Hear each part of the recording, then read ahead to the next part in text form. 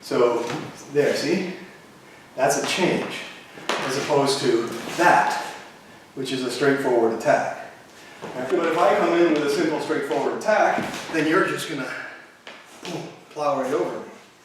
But if I come in like this and I mess up your defense, yeah, okay? Don't expect that. But from here it's this, see? It's that little change, and then I do it again, and you're off balance and tense. Right. So that change makes you, you know.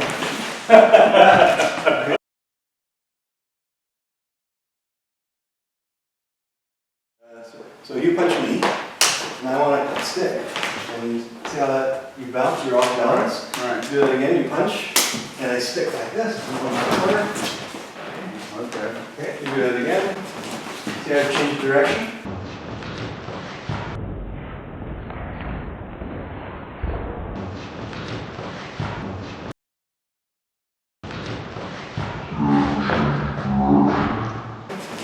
See how I change direction? Right. So as you punch, there are two things that happen. You punch, and I go like this, and then you trap my hand. Yeah, so as you punch, and I go like that, now I end up on the inside. Okay? So, but if you punch, and I go like this, it's not going to work. So coming up the inside isn't going to work, but you punch, and I engage, and that takes the punch out. Right? So you punch, and I come up the inside. And that's where the sticking is, right? So I want to make sure that I'm engaging with that centripetal point, and I'm not bracing or tense against you. That allows me to flow in. So if you punch and I stick, now I have this angle and I can play that. And your tension is what gets you off balance.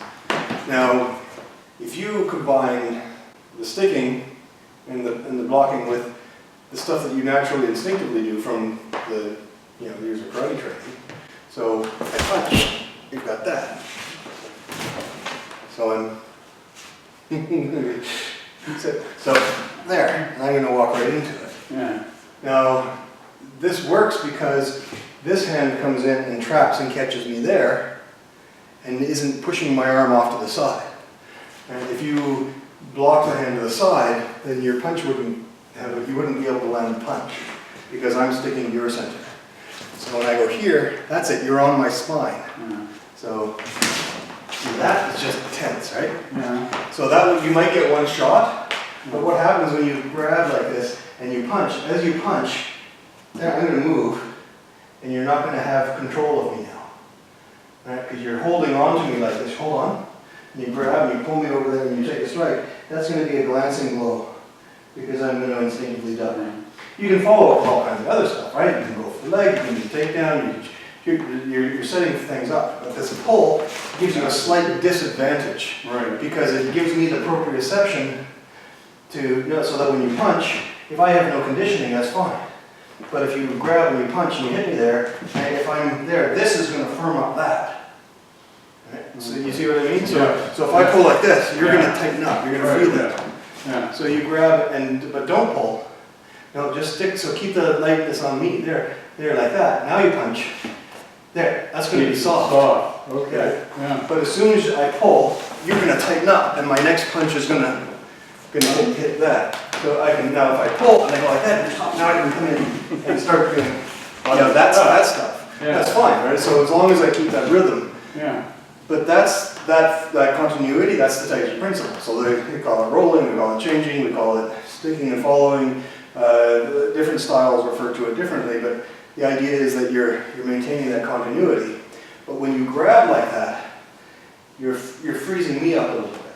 So if you do that again, you grab it, you don't tighten up. Yeah. That leaves that, and you're also, this hand is now free to do another strike. And you're sticking to my center. So here, like that. So this is free. And there, and I'm left in this empty spot where I don't know where you are anymore.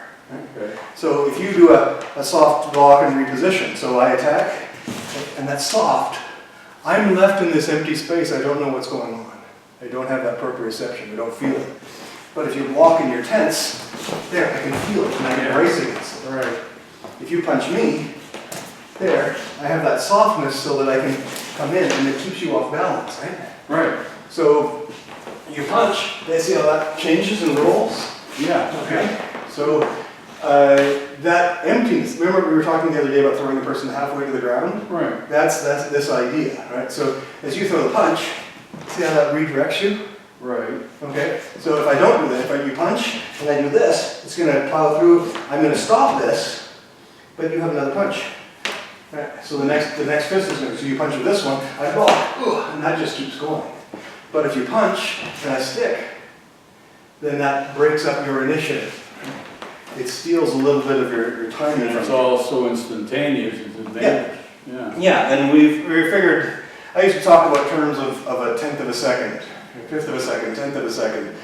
And then after that table tennis champion was here, you know, we're talking, 20th of a second, 30th of a second. Yeah. Camera frame rates, that's how quickly things change. And you don't have to do it constantly, but if you can make a few changes that quickly, you only have to make a couple of 25th of a second changes within a second, and you're way ahead of the other guy. Yeah, totally. You don't have to make 30 changes a second. No. You just have to make a change in a 30th of a second, and then another change in a 30th of a second, and the other person, it's slow enough that they can follow it, but too fast for them to do anything about it. Mm. So, there, see? That's a change, as opposed to that, which is a straightforward attack. Right? So if I come in with a straightforward attack, then you're going to be blitzing right through me. Right. But if I come in like this and I mess up your defense, Yeah, okay? Don't expect that. Right, so there's this, and from, people can't see this, but from here it's this, see? It's that little change, and then I do it again, and you're off balance and tense. Right. So that change makes you, okay, so it's that change. So that's what we're practicing when we're doing this. We're practicing those changes in direction and that sensitivity, and we're doing it in a safe range, which allows this tactile, and because when people depend on proprioception, they are depending on tension and tightness, which restricts their movement and restricts their options. What we're looking for is the absence of proprioception, where I'm connected to you but I don't feel anything. So the paradox is that it's not just about sensitivity to be able to feel what you're doing, it's the sensitivity to be able to feel where you're not. So I'm looking for the places where there is nothing. And the tendency is, of course, if somebody throws a punch, I see the fist and I focus on the thing that is there. Rather than you throw the punch and I go, there's all this stuff that has nothing. Oh, that throws things right up. Isn't that eerie? That is just That's spooky. like, whoa. Yeah. So when I come in there, see, there's this emptiness.